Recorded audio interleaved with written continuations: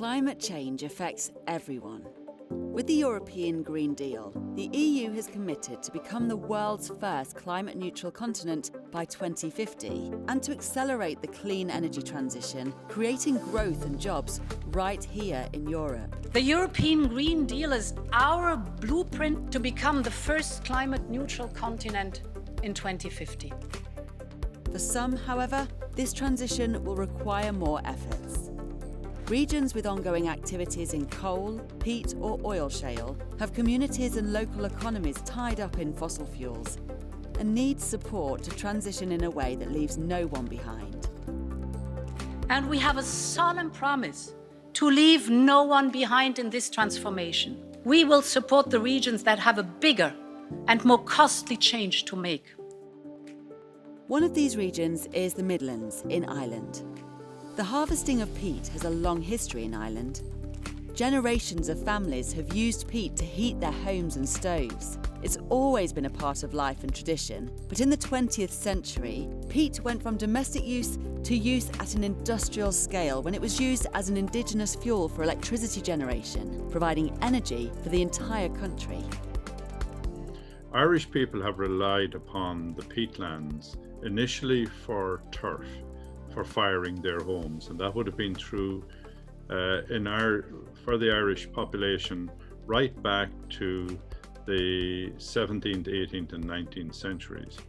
It moved in the early 1920s and 30s to maximising peat generation on an industrial scale, the harvesting of peat, particularly in the Midlands, to power our new energy requirements. When peat harvesting began, it was the main employment generating activity for County Offaly.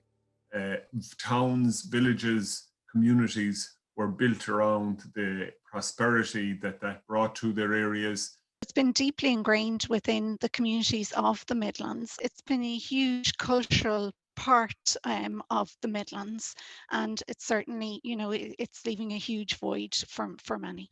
Industrial peat extraction and power generation has historically been a very important axis of development for the Midlands region, both because it enabled Ireland to have an indigenous source of energy, but also it was a key axis for development of the economy in the Midlands, which was a heavily rural area. So it was a diversification of the economic base in the Midlands. And consequently, many of the communities have a very strong economic and social bond to the industry of peat extraction and energy generation in the region. The National Company for Energy Generation, the Electricity Supply Board, ESB, and the Peat Harvesting Company, Board Namona, Board of the Bog of Mona, were key in the economic, cultural and social development of the region in the 20th century, with many towns and villages emerging in close proximity to the peat harvesting sites and power stations. There was new settlement patterns, new communities, and so, there have been generations employed by both Board Namona and the ESB. So there has been whole families who have been solely dependent upon either the ESB or Board Namona. Employers like Board Namona and other private employers to provide training, upskilling and a constant income for people. Its role was absolutely massive in terms of shaping the economic development and the social development of County Offaly. Board Namona and the Electricity Supply Board were two very significant anchor organisations for the region, providing quality employment, and not just permanent employment, but also seasonal employment. And seasonality is very important within rural communities. It allowed people to not only farm, but also to find employment either in Board Namona or ESB. And that obviously increased incomes in quite a fragile rural community. The impact of these two companies through employment, through education, through social housing. They were one of the first state bodies in Ireland to generate new social housing in the Midlands.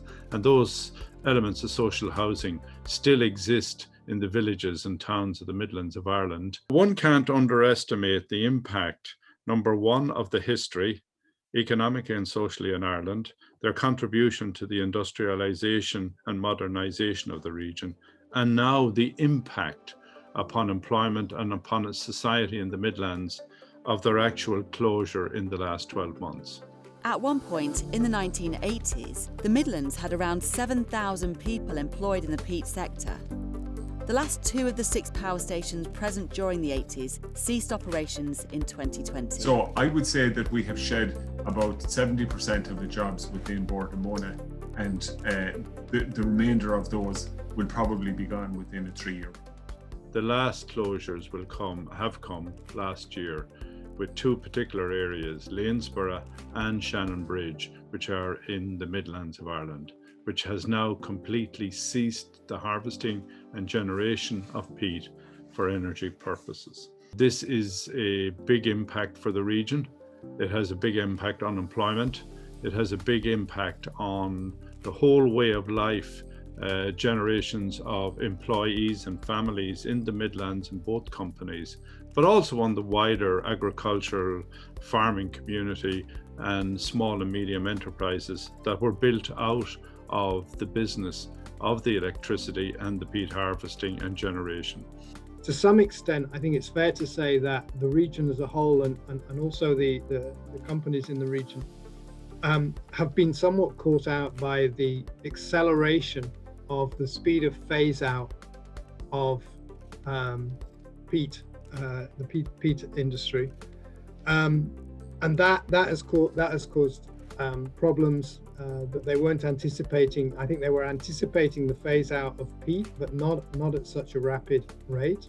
Initially, I suppose communities were somewhat caught off guard because the announcement that some of these bogs were closing came prematurely as far as they were concerned, in that they were planning for a longer time horizon, given that Bord na Móna had indicated that they, would cease peat harvesting by 2030, and that kept coming closer and closer, and eventually the day arrived that there was no more, and so people were initially in a state of shock. We might still be in a state of shock. I'm not sure that we've fully taken in the impact that this will have on our communities and on the economic opportunities that will now be removed from our area. Peat obviously would be a kind of a technology that couldn't be used towards when we move towards 2030 and 2050 targets. And I think the people of Midlands understand that.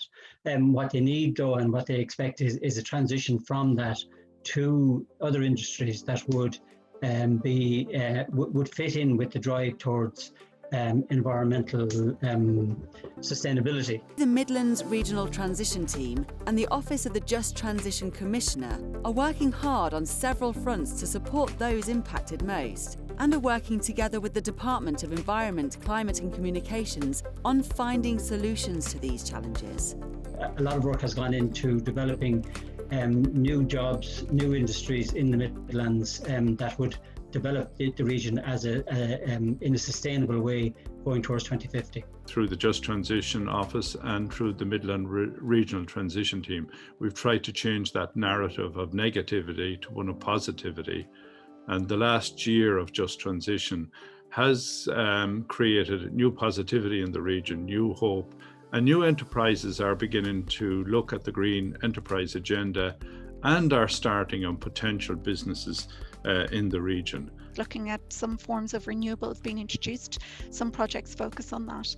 Some projects are very community driven and look at the development of social enterprise within the community. It is a transition, but it's a transition now that is more positive. There's considerable investment going in by government into the region, particularly around the peatlands rehabilitation. It's a message of, as I said earlier, from negativity to hopeful positivity, and that we have a considerable volume of cooperation between local authorities, enterprises, education boards in the region, planning and developing new initiatives. The EU and its regions are committed to ensuring a just transition for its coal, peat and oil shale regions and communities. With the Just Transition Mechanism and Fund, the EU will mobilise up to €100 billion to support new investments in those areas most affected by the transition to climate neutrality.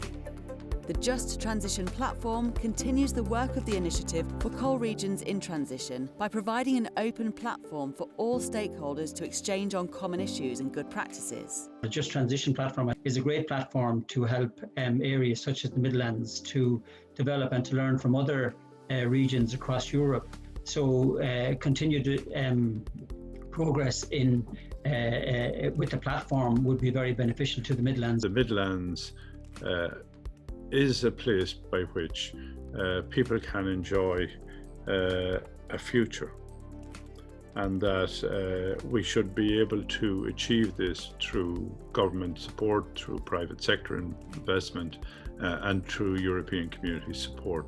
Through the START programme, the Initiative for Coal Regions in Transition provides technical assistance to coal regions across Europe to support them develop plans and projects that implement the transition locally. We asked for assistance in developing a roadmap for transition for the region, whereby, we could learn from the experiences of the other regions who are members of the platform as to how they best engaged with communities, also with the identification of alternative forms of employment generation within the impacted regions, and what lessons could we take and implement within the Midlands region that would benefit our communities and also contribute to the development of alternative opportunities for employment.